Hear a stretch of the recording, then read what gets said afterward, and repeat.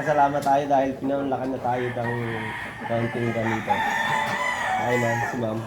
Ayan, ako po si Beth Scofield, aka Betchay TV ng Team Silver Cup. At welcome dito sa farm namin. Kung tatanong ko lang sana kung ano yung mga favorite bloodline nyo. Ang favorite bloodline namin, ayan, Hiraw. Hiraw.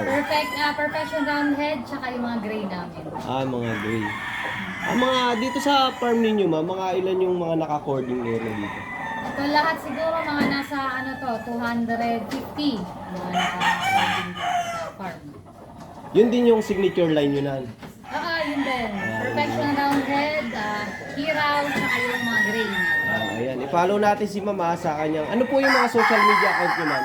Ayan, sa Facebook, Elizabeth Scofield, yung naka-verified na account.